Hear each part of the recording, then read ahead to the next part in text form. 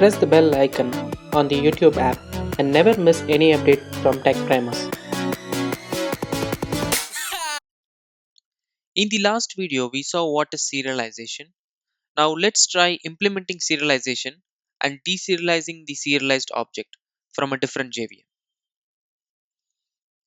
As usual, let me start off with start.spring.io. I'm in the Spring initializer. The group name which I'm going to give is ComTech Primers.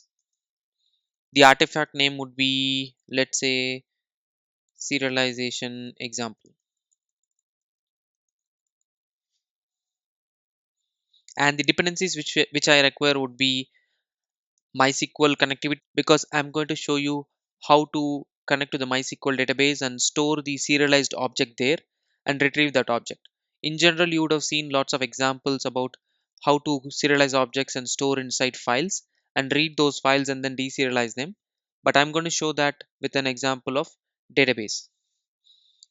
Also, we need the Spring MVC, so I'm just using Spring Web. Apart from that, we don't need anything else. So let me create the project and open it in IntelliJ. So the project is ready and it is open in IntelliJ. Let me see what are the files there. As expected, there is only one main file. We don't have any other file. Let's go and first add the properties which we require for connecting to the MySQL database. I have a MySQL database running in my local system. So let me open that. So right now, if you see, these are the different tables which I have, and let's create a table, but I'm not going to manually do it. I'm going to allow the Spring Boot application to create this table when it is coming up. So let's go to the properties.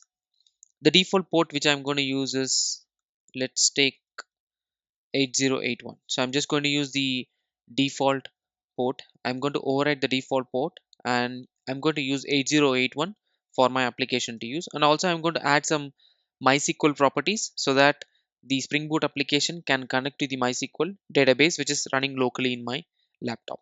So these are the different properties which I require. I've just added the property. So when I say auto update auto DDL as update, it is going to create my tables if it is not there. Now let's try creating all the models and the packages which we require. So I'll create a package called model. We also need a resource package. Also we need a repository because we are going to use the Spring JPA. I think I did not mention that. Let's use Spring JPA in order to communicate with MySQL. I think we have to add that dependency as well. I missed that. Now I think we can go and add it. So we have the Spring Boot starter web. We have the MySQL connector, but we also need the JPA. So I'm going to use Spring Boot starter data JPA. So this will add JPA into the project. Also, I'll need a service where I can use my utility methods. So let's try creating the resource first. I'm going to name this particular resource as serialization resource, and I'll use Spring MVC. So I'll say REST controller request mapping,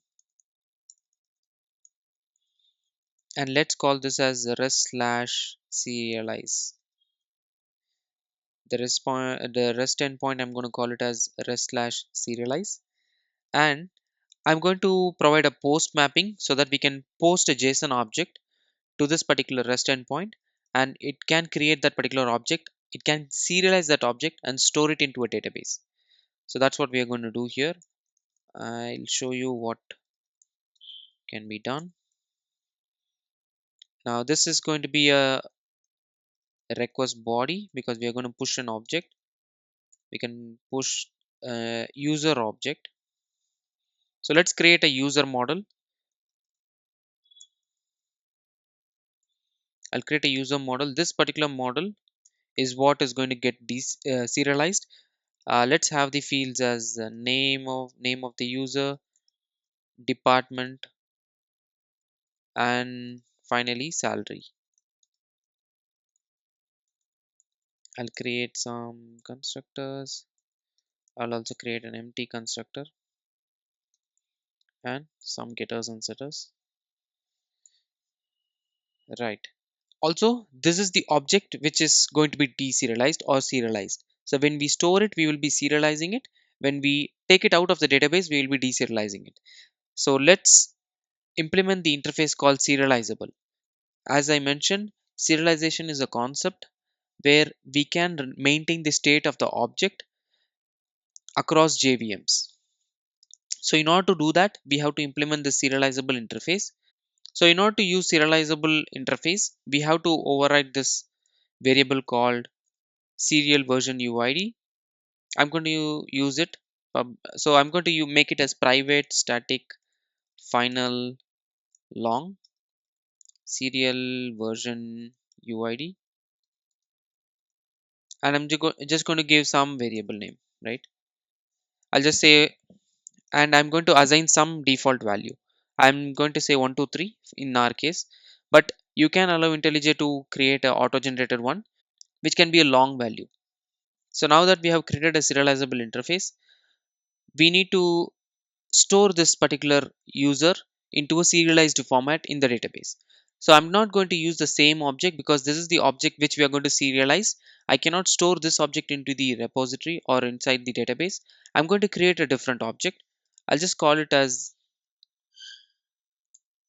serializable user, or I'll just say serialized user.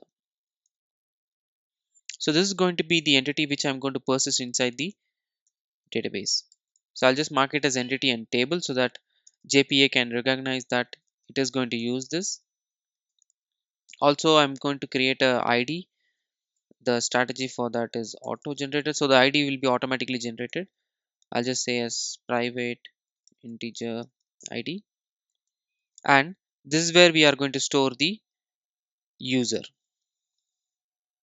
So I'll just call it as serialized user. So this is the variable I have. The serialized user is the variable.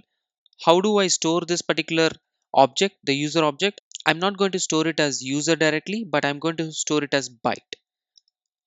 In fact, byte array. Why do we need to do that?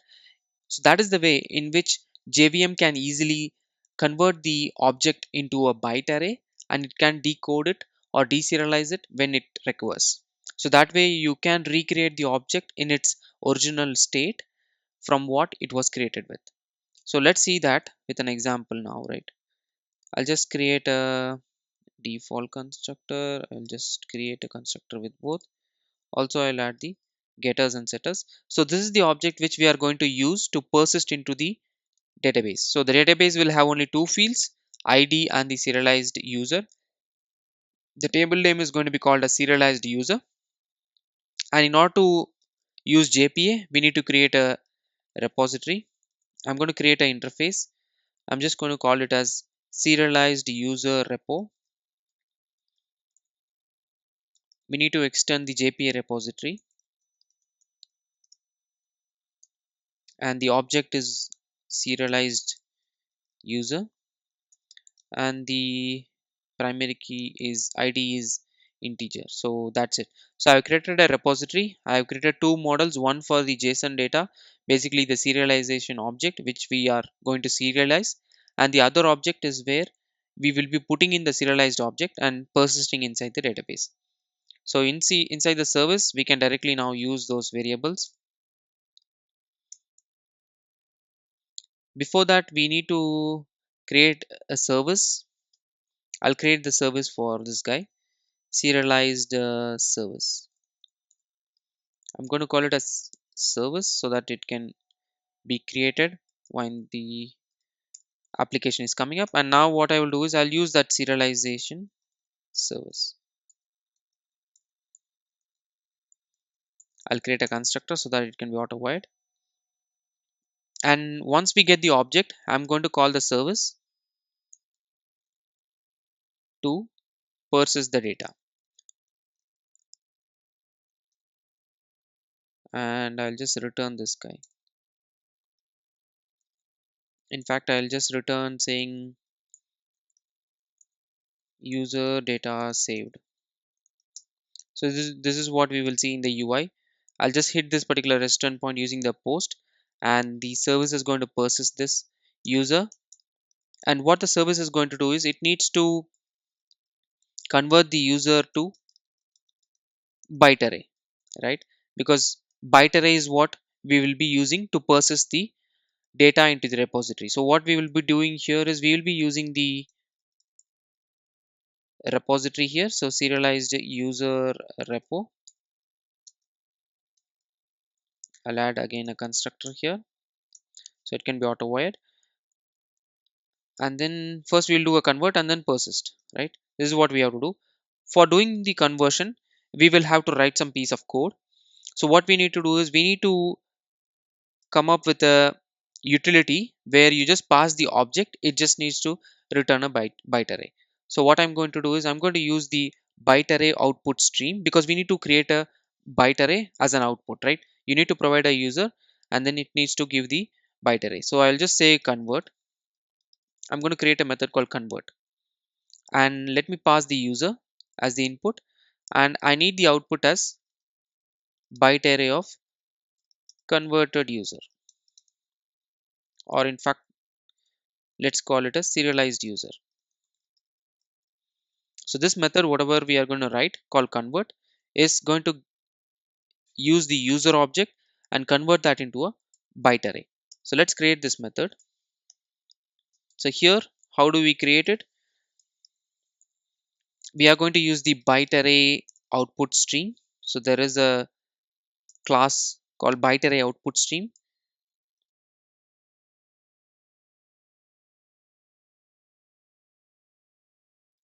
I'll create a new object called output stream, basically, because we are going to use the object to create a stream out of it. So I'll just say object output stream equal to new object output stream of.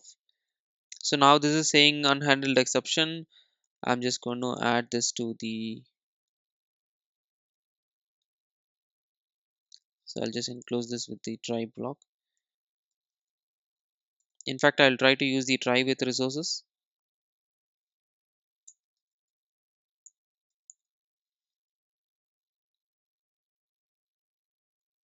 Okay, let's add some catch clause. So once we write our object into the object output stream, now we have to use the byte array output stream to write this particular object into the, so we'll just say write object. We need to use the write object, not here. We need to write our object stream. So we need to provide this output stream here. I did it incorrectly here. I need to provide an output stream to the object output stream, because we need to convert our object into a byte array, right? So that is what we are doing here. We are creating a object output stream where it can expect an object and it will convert into a byte array output stream. So let's do that. Object output stream dot write object,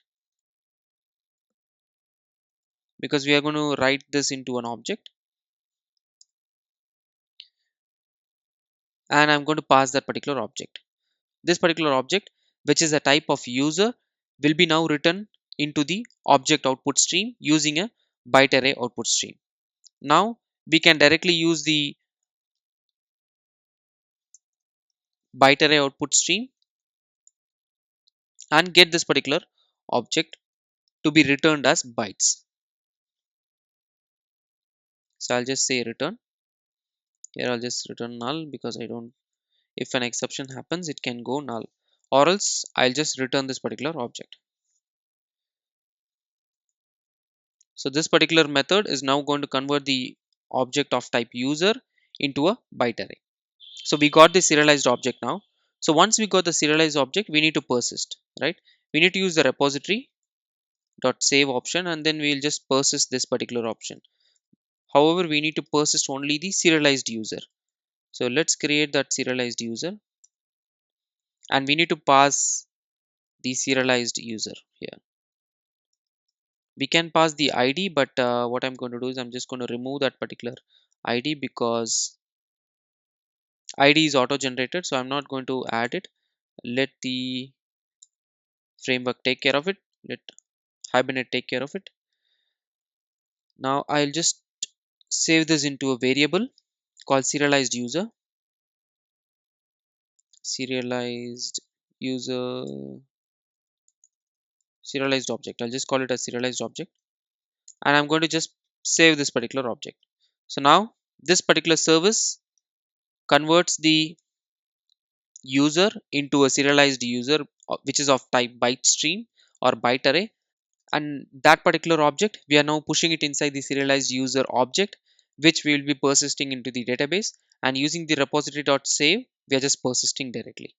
Okay, so let's try running this project so that we can try whether the data is getting serialized and getting persisted or not. Let me bring it up. So the application is up now under the port 8081. Let's go to Postman. So I already have Postman open here. I'll just go to the port 8081 and see whether the application is up. We have the REST endpoint as rest/serialized. Let's do a get and see what's happening. It says method not allowed because there is no get here. If you notice in the resource, we don't have a get, we just have the post with the user object. So let's do a post now. I'll just say post, and the body which we need to provide is, let's do a raw. We are going to provide it as a JSON. I'll just say header as a content type application/JSON, and I'm going to provide the JSON. So the JSON expects you to provide the name. Let's provide the name Sam, the department as operations, and the salary as some long value. I'll just say 12,000. So that's it. So this is the JSON data which I'm going to post. Let's see what happens. So the response we got was user data saved. So this is what we printed in the log as well. Let's now check the logs. What happened? Yeah, initially it said request method get not supported because when we were using get, now it did a insert and it automatically inserted the serialized user object here. Now let's go and check in the database what happened. Let me go and check inside the database. So let's see what is the table name. So I don't have the table right now, right? Let me refresh this guy.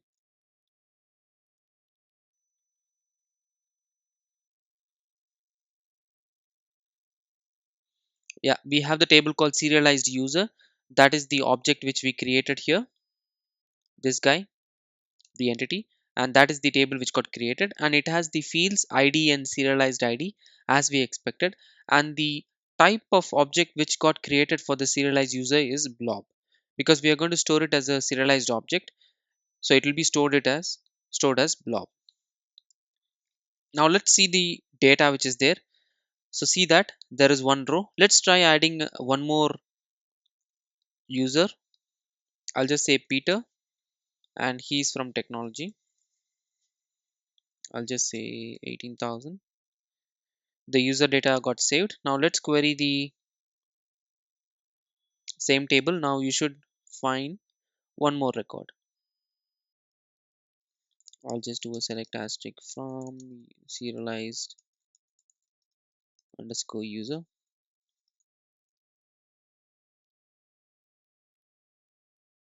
Yeah, you have two records here. See this, right? How the data is getting stored. So this is how the data gets stored, and this is the serialized object which is present inside the stream. Since the data is serialized, you cannot see what's there. However, we need to deserialize this particular value in order to see it. So this is how the data can be shipped. Now you can ship this particular serialized data to the client or the server. From there, they can deserialize it using the same serialization mechanism. So you will be using the same serial version UID to deserialize it. I'll show with a different UID and let's see what happens. So now we need to deserialize it, right? So I'll create one more resource,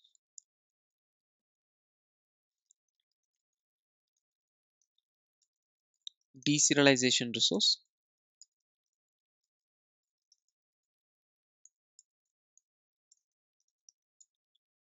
and I'll call it as rest/deserialization. Let's call it as rest/deserialize. and I'm going to provide only the get mapping so that this can just pull the data from the database, and we need to return the list of users, right?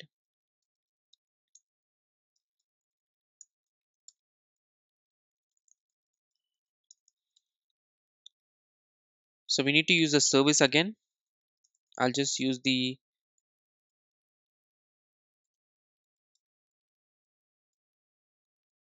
serialized service.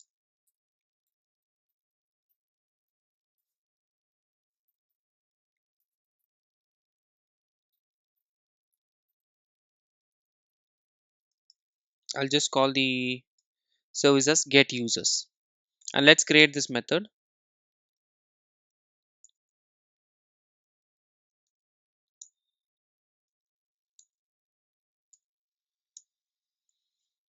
Now what do we do with this method? So in order to now retrieve data from the database, we will use the same repository. We will just use the repository dot find all so that it returns all the list of objects which are there in the database. And I'm going to use stream in order to convert this particular stream of bytes into the user object. So I'm going to use the map function. So whatever we get here is the serialized user object, and from the serialized user object I'm going to get the get serialized user.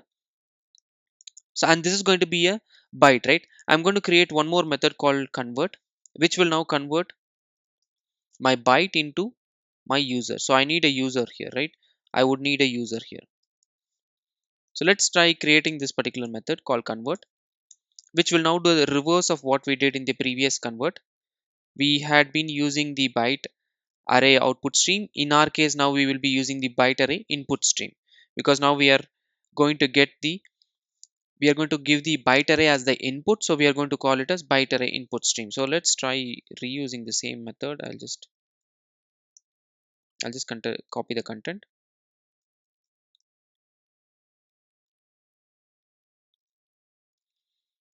So we'll use byte array input stream. So while creating the byte array input stream, we have to provide the object. So we will provide the array object, which is nothing but the serialized user. And when we create the object output stream, we don't have to provide anything. So we need to provide the object input stream. We have to provide the input stream to this particular object now. So in the last conversion, we provided the output stream. Here we are going to provide the input stream. So we have provided the input stream to the object input stream. Now, similar to how we wrote the object, we need to now do a read object. So let's do a read object. So this read object is now going to read this particular object from this particular example. So I'll just say read object, and we need to convert this particular object of a type. So what will be the type? So let's convert this into the type user. So that is the type which we are going to convert, right? And I'll return this particular object called user.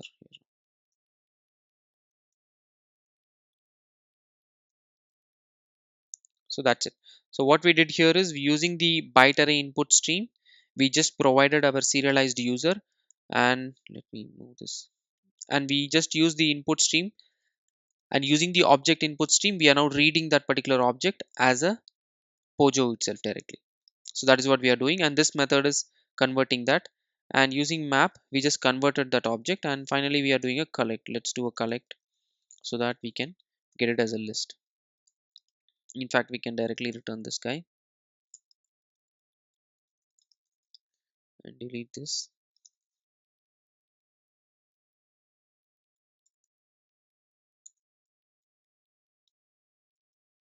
We don't even have to have this guy, and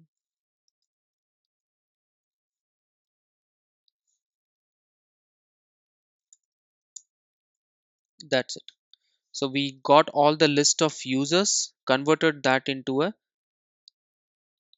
from the byte stream, we converted that into a user object, and we collected that into a list, and then pushing it back to the resource here. So the resource gets, where is that resource? So resource, the deserialization resource gets the list of users and they just push us back to the user. So now let me restart this. Now when I restart this JVM, my object is lost, right? Usually whenever we store it into a HSQL database or when we store the objects in memory, these gets lost. However, what we did is we serialized these objects and stored it in a database. Now when we bring this back up, we should be able to deserialize them with the same set of values. So we created Peter and Sam. Now we should be able to retrieve Peter and Sam from the database and deserialize them with the same set of values. Let's do that. So the server is up now. Let's do a get. So we created a post previously. Now let's do a get,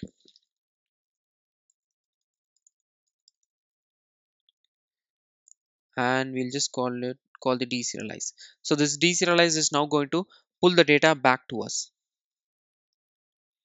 See that we already have two records, Sam, which is operation, 12,000 is the salary, Peter, who is from the technology division, who is having 18,000 as the salary.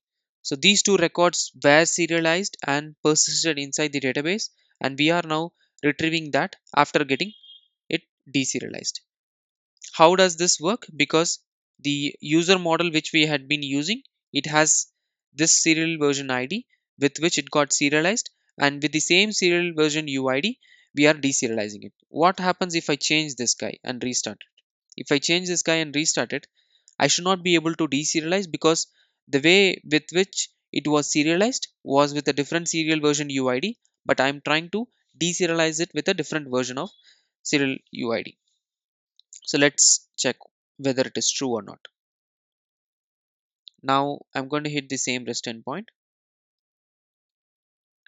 See that we are getting null and null because there was an exception here. Invalid class exception. Comtech primer serialization example model user. Local class incompatible because serial version UID is 123. Local class serial version UID is 23. So this clearly shows that we cannot deserialize it because the serial version UID is completely different with which it was serialized, and while deserializing you are not using the same version UID. So this is how you can serialize and deserialize an object. Now let's say I don't want to deserialize one particular field in this particular object, because see right now it just created a state of this particular object and then stored it in a format which is the byte array. Now what if I don't want to serialize a particular field? Let's say I don't want to serialize this field called salary. So that is when I use this parameter called transient. So when I mark this particular field as transient, this particular object will not be serialized. So let's see that now. I'll just rerun this guy. Since I want to recreate a serialization, I'll go to the application properties. I'll just say create here so that my table gets deleted and created. I want to have fresh values because we are going to use the new field called transient for a particular salary field. So this transient will help us in ignoring serialization for this particular salary field, and let's see whether it works or not.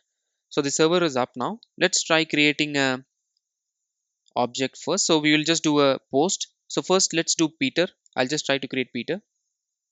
User data saved. Let's go to the database and see whether the data is saved or not. Yeah, right now if you see only one data is there, which is nothing but Peter, right? Now I want to retrieve the value of Peter. I'll just do a get now. Here if you notice the salary is null. This is because we did not serialize this salary object. So once we made an object transient, this particular object was skipped during serialization. So when the data got persisted, the compiler ignored this particular field because we marked it as transient. So this is the significance of the field transient. Whenever you mark a particular object as transient, while during serialization, this particular field will be ignored. And same way, while doing deserialization, it will be obviously getting it as null, because there could be a case, for example, see in this particular case I don't want to show off the salary for everyone, so I'm not serializing it, so I'm just making it as transient. So this particular salary field is now not visible to the guy who is deserializing it. So this way you can secure your data by making a particular field transient.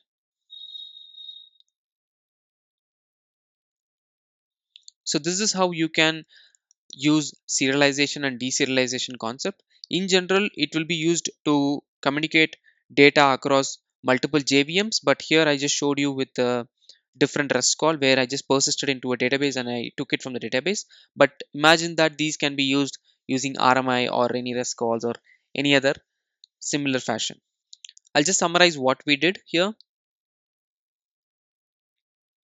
We created an object called serialized user, where we are going to use this particular object and store the data into the database.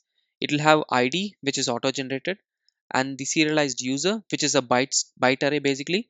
That is what will be the serialized object. The object which we are going to serialize is called user, and we are implementing the serializable interface. We are overriding the variable called serial version UID with a long data type. It has three different fields: name, department, and salary. Initially, we did not mark salary as transient. We are using the repository, JPA repository, for persisting the serialized user with the ID as integer. Also, we have created two different resources, one for serialization, one for deserialization. Deserialization is to retrieve data from the database and deserializing the serialized object. Serialized resource is for persisting the user JSON, and then it converts that into a serialized format. So our serialized service is doing that job, where it converts the type user into a byte array using the byte array output stream and object output stream. So it uses these and writes these object as a byte array and then returns it back. So that is getting used here and then saved into the database. And these are stored as blob. While retrieving the data, we just go to the repository, do a find all, get the data, and from the returned serialized user, we just convert the byte array into the user object. So we have written a reverse way of converting the byte array into user object using the byte array input stream and object input stream. That's what we have done here. And then we are just returning that particular list back to the user. Additionally, we just added the properties inside the application properties. We added the port number. We overrode the default port number to the port number which we can use, and some of the data source configurations which are required for connecting to my local database. So if you have any local database, you can use and connect to that, or you can even use HSQL and try. I just wanted to show you by stopping and starting. Even though we stopped and started the JVM first time, it was still getting the serialized object and deserializing it and showing it to us. So that is why I used MySQL, or else I would have gone for HSQL, so that it's easier for me. So this is how you can do, or you can use serialization inside a JVM, and this is what serialization provides. It maintains the state of the object across different JVMs. And if we don't want to serialize a specific object, we can do that using the transient keyword. I hope you guys understood this particular concept. If you like the video, go ahead and like it. If you haven't subscribed to the channel, go ahead and subscribe to it. Meet you again in the next video. Thank you very much.